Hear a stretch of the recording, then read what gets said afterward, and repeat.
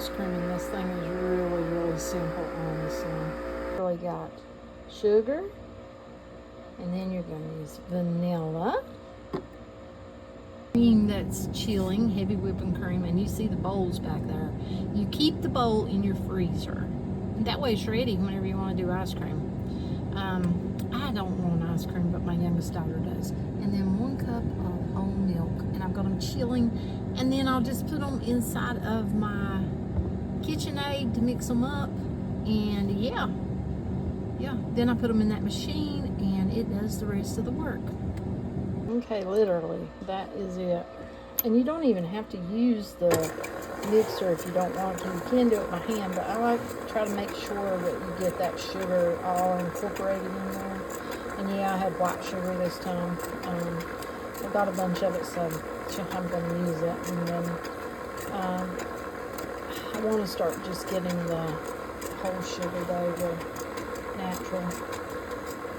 But I already had that back in my cabinet and didn't realize it. But yeah, you just basically get that going to get it to mix up your sugar real good. And then I put that bowl back in there, put it in that bowl, and yeah, we'll have ice cream. That's literally that simple. You literally just pour it in right there. I put the bowl in there, and look, it's already pretty thick quickly. Last time I think it took about 19 minutes. I know it says 12 to 15, but it took longer, like 4 minutes longer. Okay, the downfall. You have lots of parts to clean up. You have to take all that out. You have to take that thing out in the front and that thing out. The bottom drip tray out. And you have to be ready to squirt it in your cones quickly, or your bowl, because when it hardens up, it's hard to get out. Now, it has got downfalls. I still like it.